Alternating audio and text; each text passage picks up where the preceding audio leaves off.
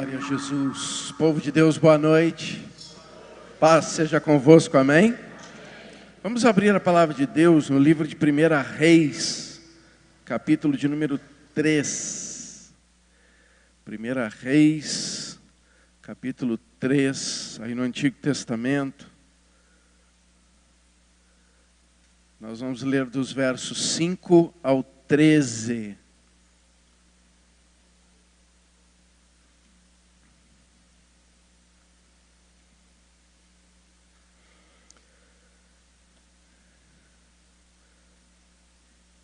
Glória a Deus, diz assim: Em Gibeão apareceu o Senhor a Salomão de noite em sonhos. Disse-lhe Deus: pede-me o que queres que eu te dê. Respondeu Salomão: de grande benevolência usaste para com teu servo Davi, meu pai, porque ele andou contigo em fidelidade e em justiça e em retidão de coração perante a tua face. Mantiveste-lhe esta grande benevolência e lhe deste um filho que se assentasse no seu trono, como hoje se vê. Agora, pois, ó Senhor, meu Deus, tu fizeste reinar teu servo em lugar de Davi, meu pai. Não passo de uma criança, não sei como conduzir-me. Teu servo está no meio do teu povo que elegeste, povo grande, tão numeroso que se não pode contar. Dá, pois, ao teu servo coração compreensivo para julgar a teu povo, para que prudentemente discirna entre o bem e o mal, pois quem poderia julgar a este grande povo? Estas palavras agradaram ao Senhor, por haver Salomão pedido tal coisa. Disse-lhe Deus: já que pediste esta coisa, e não pediste longevidade, nem riqueza, nem a morte de teus inimigos, mas pediste entendimento para discernir o que é justo, eis que faço segundo as tuas palavras. Dou-te coração sábio e inteligente, de maneira que antes de ti não houve teu igual, nem depois de ti o haverá. Também até o que me não pediste eu te dou, tanto riquezas como glória, que não haja teu igual entre os reis por todos os teus dias. Amém? Coloca a mão no teu coração. Senhor Deus Todo-Poderoso, recebendo a Tua palavra, te damos toda a liberdade em nossas vidas, para que mediante o mover, o agir, o fluir, o tratar e o trabalhar do Teu Santo Espírito que aqui está, que é o autor, o revelador da Tua palavra, nessa revelação Ele nos dê todo entendimento e compreensão, para que tudo aquilo que está designado na Tua palavra se cumpra nas nossas vidas. E em nome de Jesus, Espírito Santo, me entrego a Ti com essa mesma liberdade, para que Tu me tomes e não seja eu a falar, mas sim Tu falando e ministrando através de mim, em nome de Jesus. Amém. Pode tomar o vosso lugar.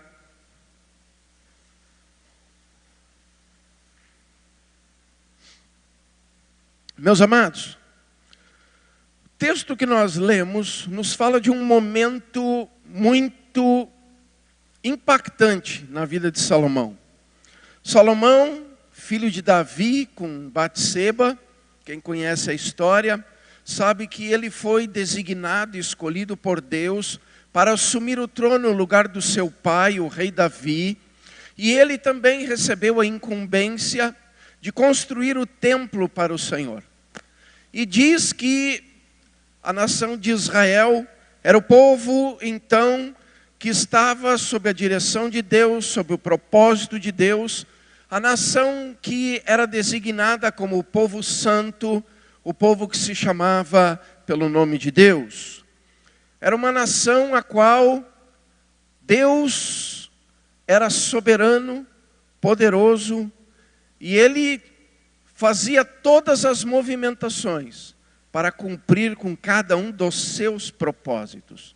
E diante dessa realidade, ele escolhe então Salomão. Salomão assume o trono E ele tem diante dele a grande tarefa de administrar, coordenar, planejar, orientar e executar e julgar todas as coisas necessárias para o bem-estar, para o bom andamento daquela nação.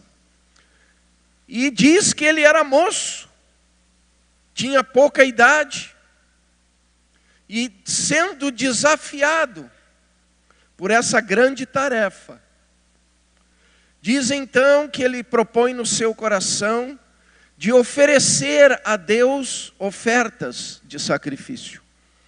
E ele então vai para uma cidade, uma região chamada Gibeão, e lá ele sobe no monte mais alto, e ele oferece uma oferta expressiva, grandiosa, impactante a Deus. E naquela mesma noite, diante da busca e do propósito do coração de Salomão, de não só ofertar a Deus, mas ter um encontro com Deus, diz então que em sonho Deus vem e fala com ele. E Deus vem com aquela frase desafiadora. Deus diz: pede-me o que quiseres e eu te darei. Aí, Salomão tinha diante dele duas situações borbulhando dentro de si. Aquela que pende para a carne, né? Imagina Deus dizer: pede o que tu queres. Né? Tem uns mais afoitos que já iam pensar logo no prêmio da Mega Sena de virada do ano. Pode me dar o prêmio que eu estou feliz. Né? Alguns iam pedir algumas coisas mais pitorescas, outras talvez pensassem em determinados bens, patrimônios. Pende para a carne. E o outro desafio era ele analisar a questão de uma forma do comprometimento com a obra de Deus, com o propósito de Deus, com o projeto de Deus, com aquilo que interessava a Deus, que fosse realizado na vida dele e através da vida dele. E diz o texto que Salomão então age desta maneira. Ele diz, resumindo: Deus, Senhor, diante de todas as tarefas, diante dessa grande responsabilidade, diante de todos os desafios para mim administrar essa nação e para mim ser para eles um rei digno, justo, reto e que cumpre os teus propósitos com diligência, o que eu te peço é sabedoria. E sabe, irmãos, que esse é um ponto crucial na vida de todos nós. Porque a gente pode ter um alto nível intelectual, mas se a gente não tiver sabedoria, nós não vamos ter os resultados que muitas vezes são expectativa do nosso coração diante das tarefas, daquilo que está na nossa mão para ser administrado. Acaba fugindo por entre os dedos. Ô pastor, como assim sabedoria não é a mesma coisa que inteligência? Irmãos, inteligência está ligado com o intelecto, com o desenvolvimento intelectual. Está ligado diretamente à minha capacidade de construção cognitiva, de construção intelectual, tá? De construção do saber. Mas sabedoria, ela tem uma peculiaridade baseada em experiências. A sabedoria, ela provém do alicerce promovido pelas experiências vivenciais, o que é diferente. A Bíblia, por exemplo, ela é um livro de sabedoria. Por quê? Porque ela demonstra de uma forma clara, objetiva e verdadeira onde os nossos caminhos nos levam. as consequências das nossas escolhas, o preço a ser pago. Então é um livro de sabedoria, porque eu tenho nessa questão dessa verdade revelada, a oportunidade de, diante das experiências construídas pelos outros, tomar as decisões corretas. Ou seja, o sábio é aquele que aprende com os erros dos outros. Ele não precisa passar pelo processo. As experiências promovem que ele usufrua com uma qualidade melhor, mais efetiva e eficaz na sua vivência de vida, aquilo que ele se propõe a buscar diante dessas experiências. Como assim, pastor? Vou dar um exemplo simples. Teve uma vez, eu todos os anos faço curso de coaching e de desenvolvimento gerencial, às vezes nas áreas da gestão humana e coisa e tal, e tem vezes que a gente faz cursos de coaching na questão de liderança. E num desses cursos de coaching, a gente estava assistindo um videozinho daquele filósofo Cortella, e ele no vídeo ele cita a seguinte ilustração a respeito de intelectualidade e sabedoria. Aonde ele diz que numa fábrica de pasta de dentes, eles tinham um problema grave na linha de produção, porque em várias oportunidades as caixas que eram os recipientes dos tubos de pasta acabavam ficando vazias.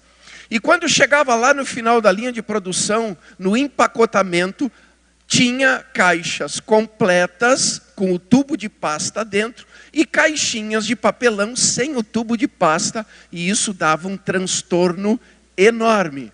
Chamaram uma equipe de engenheiros. Essa equipe de engenheiros fizeram um projeto na linha de produção, onde instalaram uma balança de alta precisão. Para quê? Para quando a caixinha de pasta de dente passasse vazia, o peso diferenciado pela ausência do tubo de pasta promoveria que trancasse a esteira na linha de produção, e mediante aquela parada da linha de produção, eles iam lá, corrigiam o problema, colocavam o tubinho, reativavam a esteira e continuava o processo. Gastaram milhões. Feito o projeto, em andamento e coisa e tal, um dia a diretoria da empresa, fazendo vistoria na linha de produção, chega lá, o equipamento está desligado. Imediatamente chamam o supervisor de produção para tirar satisfação, como que desligaram aquele aparelho e o que estava acontecendo então, porque era evidente que deveria estar caixas de lotes de produção com caixinhas vazias.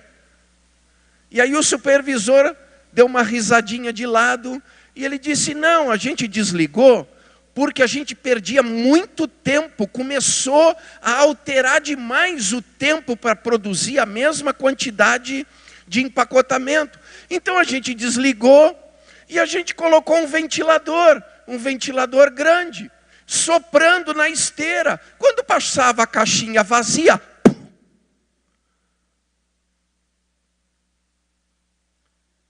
entenderam o que é sabedoria? Intelectualidade nem sempre é sabedoria. Os engenheiros tinham toda a técnica, tinham toda a intelectualidade, mas um operador da linha de produção tinha sabedoria. Não, é só botar um ventilador forte, qualquer caixinha vazia vai embora. Estão entendendo, irmãos? Essa é a sabedoria que nós temos que buscar em Deus. Uma sabedoria que nos faça usufruir com benefício, facilidade, de uma forma mais eficiente e eficaz, aquilo que procede de Deus a nosso favor.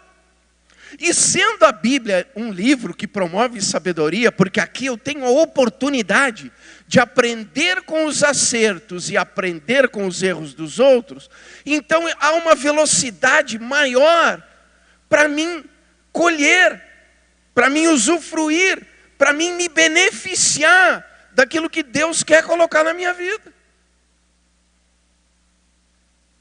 A gente tem que aprender a buscar essas coisas de uma maneira mais clara e eficiente.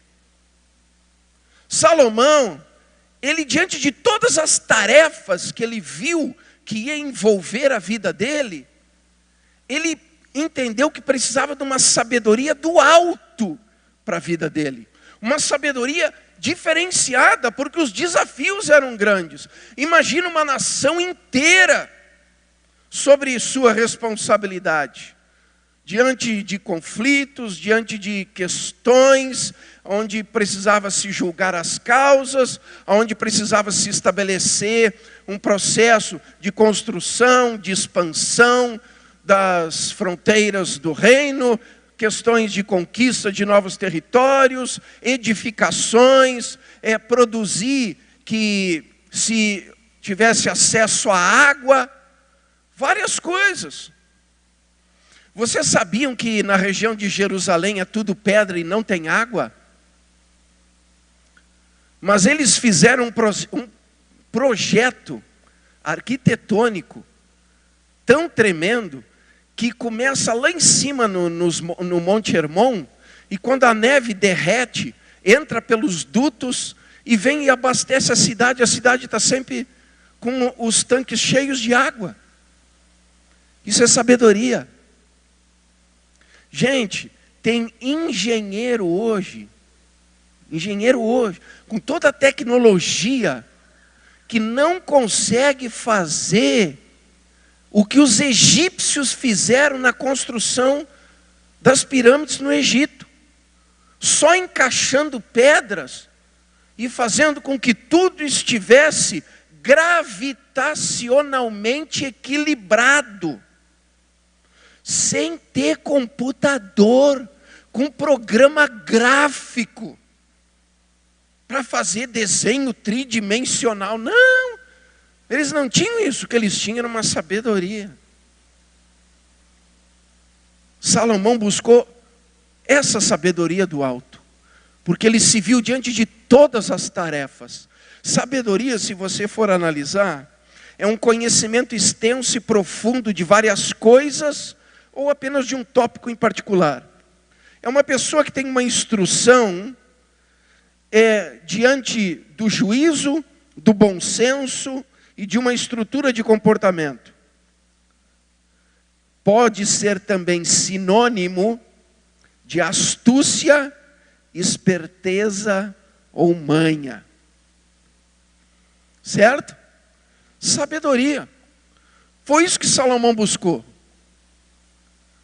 E é interessante, irmãos, que Salomão fez essa oração e fez de coração. E Deus disse, eu não vou te prover só de sabedoria. Eu vou te prover de sabedoria e de todas as outras coisas que até mesmo tu não me pediu. Vou te acrescentar riqueza e várias outras coisas. E a primeira oportunidade que Salomão teve de vivenciar a sabedoria foi quando ele foi desafiado por duas mulheres. Alguém conhece essa história? Duas mulheres que vieram trazer uma criança para Salomão por causa de um problema. A Nathalie é especialista nessa história. Eu comprei uma Bíblia ilustrada que contava todas as histórias. Aí quando ela e a Manu iam dormir, eu ia lá, eu perguntava para elas, né, qual era a historinha, e eu tinha esperança que elas iam escolher uma historinha diferente. A Nathalie olhava para mim e dizia, pai, aquela de cortar o bebê no meio. Todas as noites ela queria o bebê cortado no meio. Salomão se deparou com essa situação. Chegou para ele duas mulheres, uma segurando uma criança no colo, e a outra dizendo que durante a noite, aquela que estava com o bebê no colo, porque as duas deram à luz com uma diferença de 3 dias. Uma teve um filho num dia, 3 dias depois aproximadamente a outra deu à luz. E as duas moravam na mesma casa, cada uma com uma criança.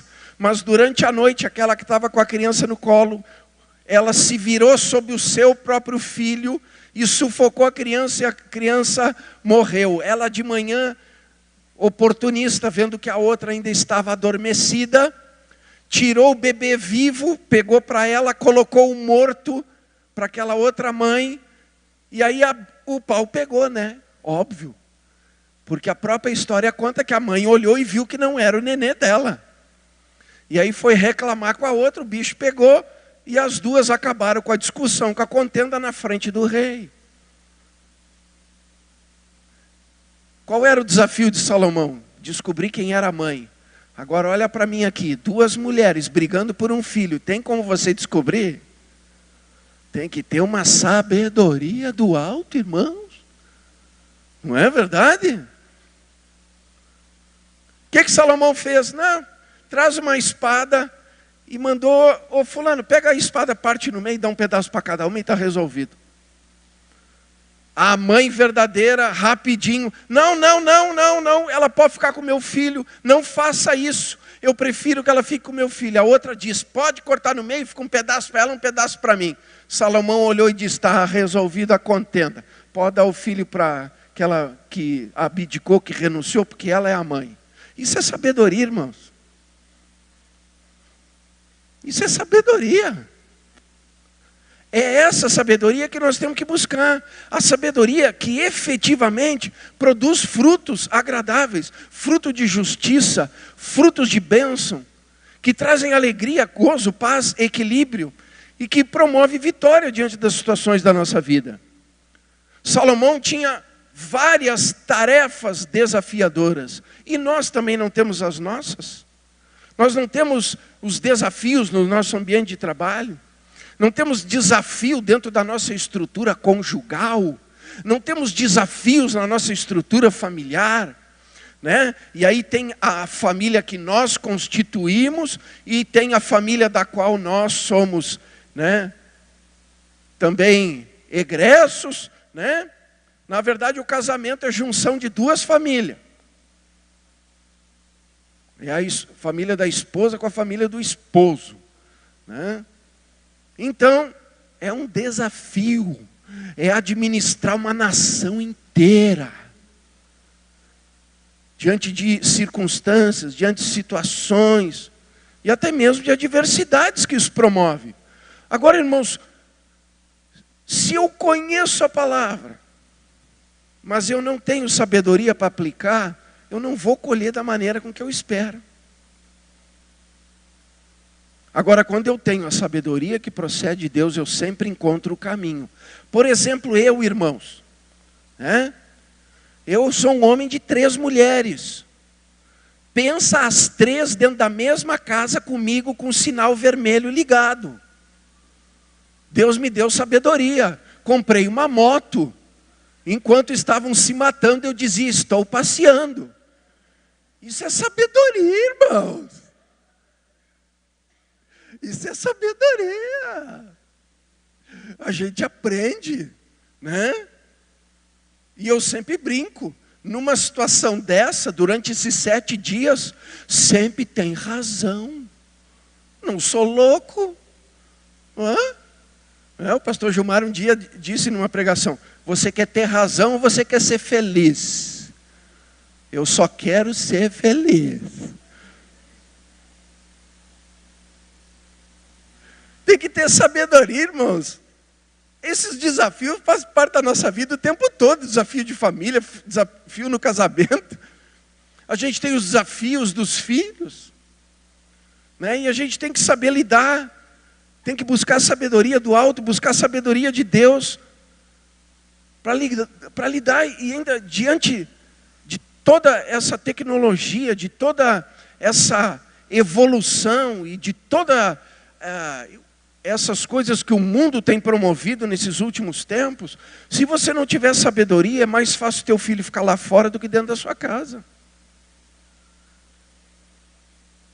A gente tem que buscar o equilíbrio das coisas.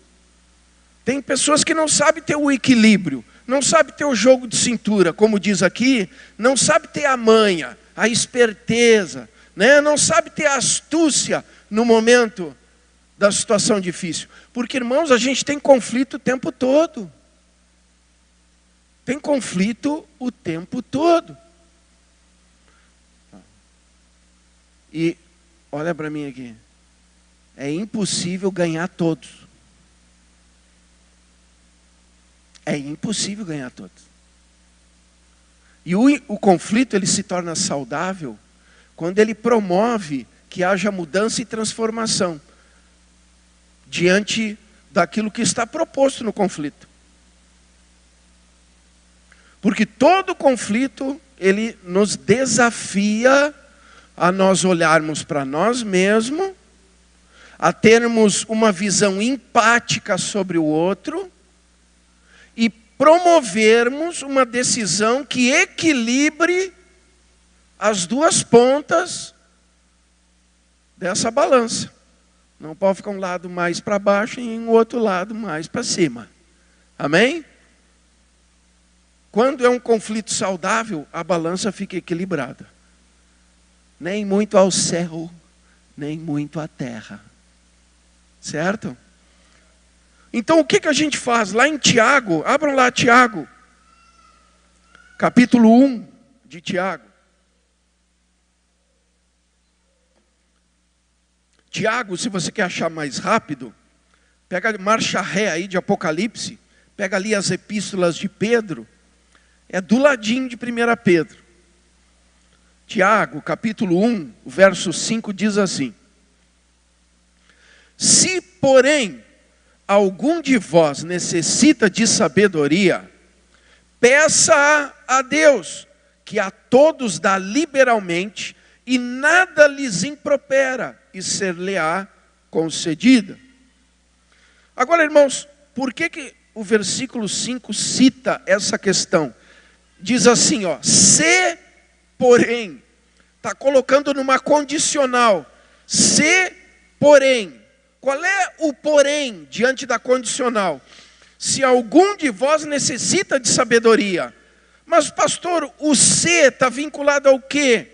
Aos versículos anteriores que dizem ali que a gente tem vários momentos da nossa vida por onde vamos passar por provações, por onde vamos enfrentar dificuldades e situações difíceis. E diante das dificuldades, das situações difíceis, das provações ou das tribulações, nós precisamos de uma sabedoria. Não a sabedoria que eu tenho de acordo com a minha visão, com a minha construção de pensamento. Não, aquela sabedoria que vem de Deus.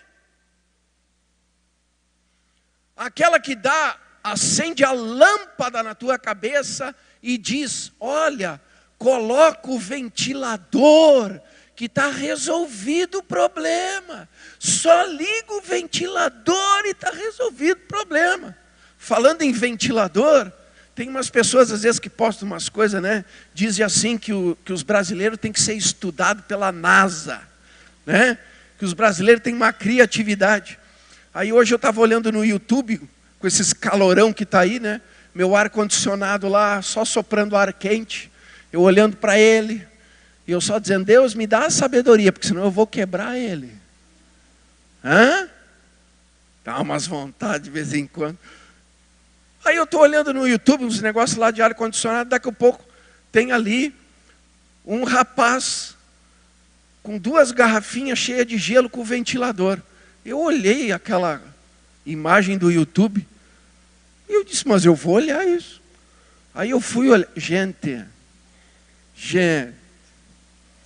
o cara pegou 2 garrafinhas de 500 mililitros, abriu uma tampinha atrás, deixou a tampinha, aquela enroscadinha para baixo, encheu de cubo de gelo, fez um monte de furinho com broca, fez uma peneira da garrafinha. 2 garrafinhas, aí ele prendeu com arame de um lado do ventilador, um arame do outro lado do ventilador, na parte de trás, encheu de cubo de gelo, ligou o ventilador. Aí, claro, o ventilador ele puxa o ar por trás e joga o ar para frente. E eu disse, por que eu não pensei numa coisa dessa? Estão entendendo, irmãos? Deus faz essas luzinhas acender na cabeça da gente e a gente resolve as coisas com uma coisa simples, mas que tem uma eficiência e uma eficácia tremenda, maravilhosa, promove benefício e faz a gente usufruir com qualidade diante daquilo que está ali proposto. Estão entendendo, irmãos? É essa sabedoria que nós temos que buscar, porque não adianta ter a palavra somente. Tem que ter sabedoria para aplicar a palavra. Sabedoria. Eu já tive situações de pegar uma pessoa extremamente exaltada, latindo que nem um cão bravo, chegava a cuspir, quase que eu estava usando um guarda-chuva, né? O negócio estava feio, esbravejando. Aí eu lembrei que em Provérbios está escrito assim: a palavra branda acalma o furor. Aí eu pensei, então tá, deixei. Depois que faltou fôlego, que não tinha nem saliva mais, aí eu falei baixinho, bem mansinho. E eu ainda disse assim, o senhor tem toda a razão. Aí o boneco desmontou. Estão entendendo, irmãos? Está tudo aqui. A gente só tem que aplicar. Só tem que aplicar. Se eu conheço e Deus liberou sabedoria, eu resolvo as coisas. Eu resolvo. E eu resolvo de uma maneira que vai haver benefício. Vai haver uma construção efetiva. E sabe que se você pegar mais para frente ali de Tiago, no capítulo 3, verso 17, diz assim: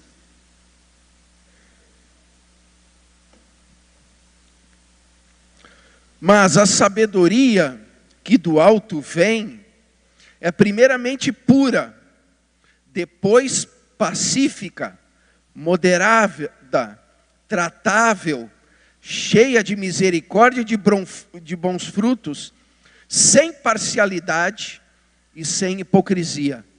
Então, irmãos, a sabedoria que procede de Deus, ela tem as suas qualificações. Ela tem com ela especificidades, coisas específicas. Amém? E diz ali, ó, ela é pura, pacífica, moderada, tratável, cheia de misericórdia e de bons frutos, sem parcialidade e sem hipocrisia. Então, a gente tem que saber, irmãos, que diante dessa realidade, nós temos também a proposta de flexibilidade naquilo que a gente precisa mudar e transformar. Da nossa maneira de ser, de pensar, de agir, de falar e até mesmo de reagir. Amém? Porque isso vai gerar benefício no teu casamento. Vai gerar benefício na tua família. Vai gerar benefício no teu trabalho, nos teus negócios. Vai gerar benefício nas áreas financeira, emocional, material, sentimental. Vai estar presente em todas as áreas. Em todas.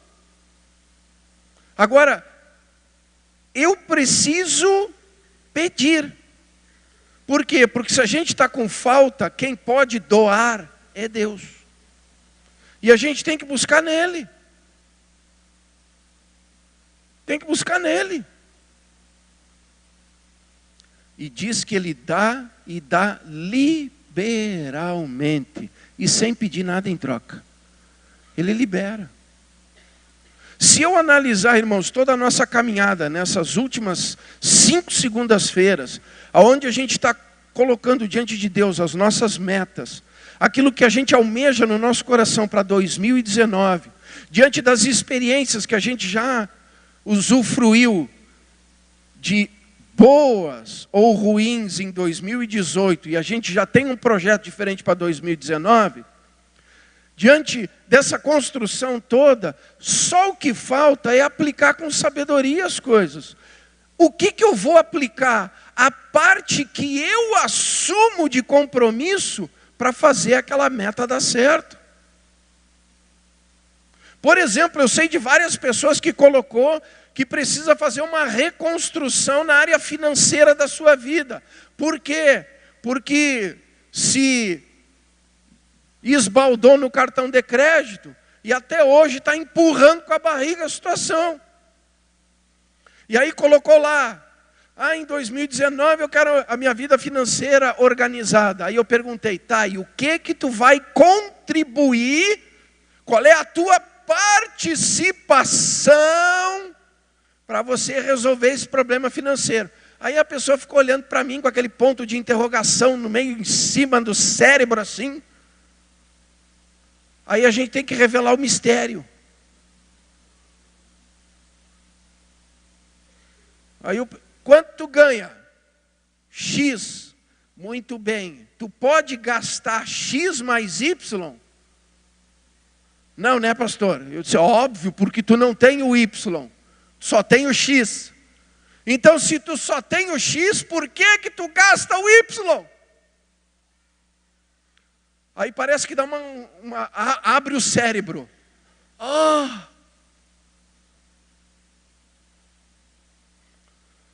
Irmãos, é simples. Eu disse para ele, para de gastar.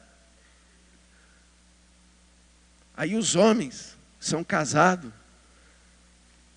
eles sempre vêm com uma segunda frase de justificativa. Pastor, o senhor não conhece a minha esposa.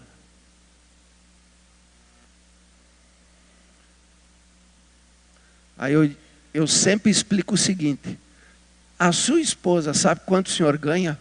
Não, né, pastor? Se eu falar para ela, o negócio vai ficar pior ainda. Eu disse, bem feito. Bem feito. Bem feito. O senhor esconde, aí o senhor vai lá, eu vou comprar tal coisa, não sei o quê. Quando é para o carro, está tudo liberado, né? Aí o que a sua esposa pensa? Pô, se ele foi lá e trocou os pneus do carro, então eu posso comprar um sapato. Aí é óbvio que ela não vai comprar qualquer sapato, né? É aquele salto agulha, né? Da Schultz, que em 10 vezes ainda dói no bolso. É óbvio. Aí o que eu explico? Meu querido, bota na mesa, isso aqui, a conta fixa é tanto, valor que a gente pode flexibilizar para sair, para passear, coisa e tal, é esse valor aqui. Tá? E eu vou te atualizar todos os dias. Ô pastor, meu filho, atualiza ela todos os dias, porque mulher, quando ela está atualizada, ela colabora e ela te ajuda a economizar. Aí eu sempre digo assim, homem que é sábio, ele nunca diz para uma mulher, vamos economizar. Isso é sentença de morte. Isso é sentença de morte. Nunca digo para uma mulher, meu amor, não adianta botar esses adjetivos. Meu amor, vamos economizar. Você está frito. A sabedoria do alto diz que você não pode dizer isso. Sabe por quê? Olha para mim aqui. Atenção os homens. Se você disser isso, sabe como é que mulher economiza? A seguinte coisa, ela está passando na frente da vitrine e diz lá, liquidação. 70% off. Aí ela chega em casa com 5 pares de sapato. Aí você olha para ela, dá aquela penteada no cabelo, com a mão suada que chega a ficar lambido, parece que passou creme. Mas eu não te disse para não economizar, mas eu economizei, eu comprei 5 pelo preço de 1. Ô pastor, mas qual é a palavra mágica? Não gaste. Não gaste. Não gaste. Estão entendendo, irmãos? Sabedoria para não haver conflito. Ô pastor, mas o senhor faz isso? Eu faço. Minha esposa e as minhas filhas estão de prova. De vez em quando eu sentava com elas na mesa. Eu disse, senta aí que agora é reunião financeira. Elas já me davam aquele olhar 43. Eu dizia, não adianta. Senta aí. Passava ali, explicava tudo, entendeu? Então, durante tanto tempo, ninguém gasta, além dos gastos que já estão pré-definidos. Depois de 3 meses, fazemos uma nova reunião de diretoria. E mediante os custos e os dividendos e os rendimentos, traçamos uma nova linha de ação. Aí elas dão risada. Irmãos, tem que ter sabedoria, irmãos. Tem que ter sabedoria até para namorar. Sabia? Levanta de manhã, o café está amargo, diz que está maravilhoso, meu querido. Foi comer o almoço, está sem sal, diz que nunca você comeu uma comida tão diferente como aquela. Chega na hora da janta, agradece. E aí na noite vai para o abraço, rapaz. Que mulher é que nem fogão a lenha. A gente acende o fogo de manhã, passa o dia soprando, até de noite pegar fogo. Mas quando pegar fogo, rapaz, segura o negócio. Que é capaz dela ficar com fogo a noite toda e tu não dá conta. Hã? Tem que ter sabedoria até nas pequenas coisas, irmãos. Isso é lá do alto, esses negócios. É lá do alto. Hã? É lá do alto. É que nem quando eu vou andar de moto. Eu junto a turma, a gente faz o planejamento estratégico. Porque aí eu já sei qual é os dias que ela vai ministrar no retiro. Que aí eu sei que ela vai estar sábado e domingo fora. Aí o meu planejamento estratégico, no dia que ela está no retiro, nós vamos tudo passear de moto. Só alegria. Quando ela volta eu estou felizinho e ela também bem feliz. Né? Eu de passear e ela de trabalhar. Mas está tudo na bênção. Hã? Não é, irmãos? Tem que ter sabedoria. Agora imagina eu chegar para ela querendo passar o final de semana comigo. Não, tu fica aí sozinha que eu vou andar de moto. O que vocês acham que vai acontecer? Hã? Vai morrer. Vai morrer. Sabedoria. Se a gente tem sabedoria, usufrui de todas as coisas, usufrui com qualidade. Amém, irmãos? Deus nos deu 5 oportunidades onde Ele trabalhou com a nossa mente, com as nossas mãos, com o nosso coração, com os nossos pés. E hoje Ele está liberando sabedoria para nesse conjunto a gente usufruir de todos os benefícios que estão propostos. Então, se está faltando sabedoria dentro de casa, peça a Deus. Está faltando sabedoria para lidar com os filhos, peça a Deus. Está faltando sabedoria para lidar com as questões do trabalho, da empresa, dos negócios, pede a Deus. Está precisando de sabedoria para organizar a tua vida? Pede a Deus. Está precisando de sabedoria para organizar a tua vida financeira, a tua vida conjugal, a tua vida emocional, sentimental? Pede a Deus. Hã? Pede a Deus. Ele dá e dá liberalmente. Fique de pé.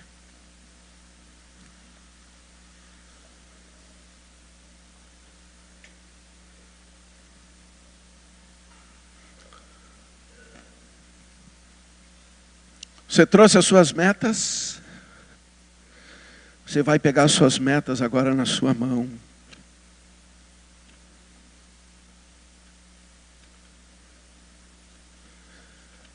E nós vamos fazer uma oração.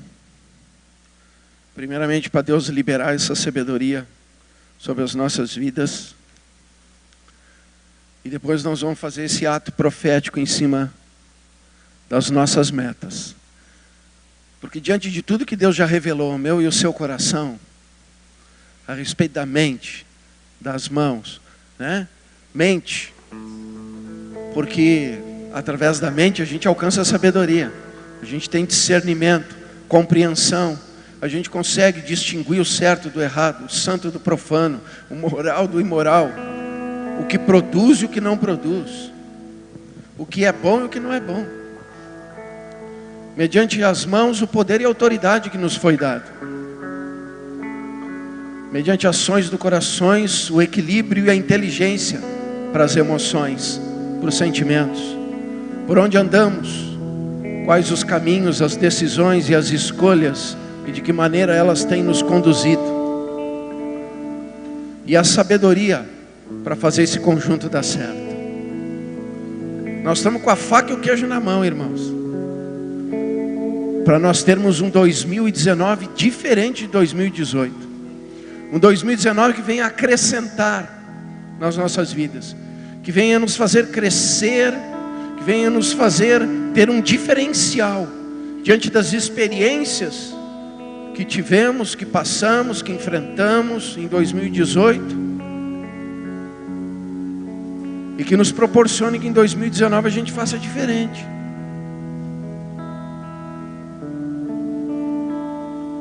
Fecha agora teus olhos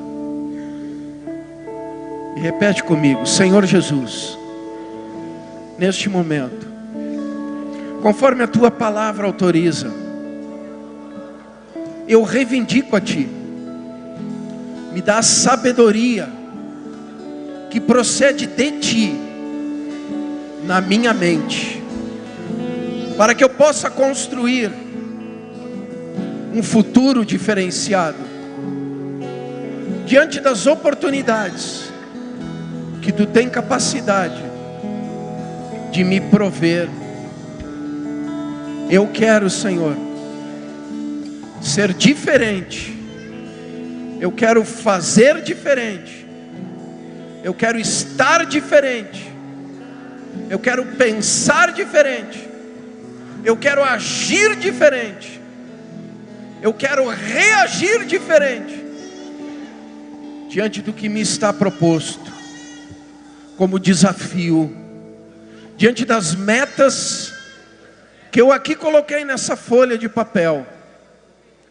E diante com aquilo que eu me comprometi para fazer, que elas sejam concretizadas.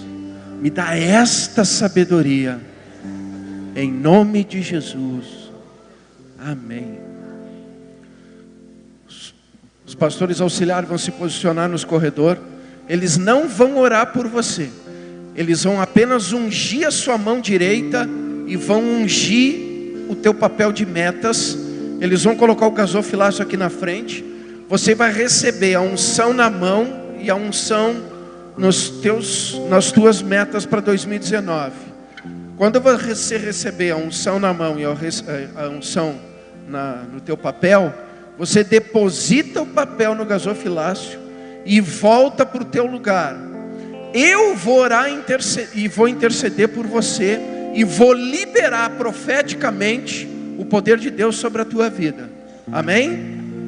A mão direita vai receber a unção e as tuas metas. As metas você deixa no gasofilácio e volta para o teu lugar com a mão ungida. Amém? Glória a Deus. Podem se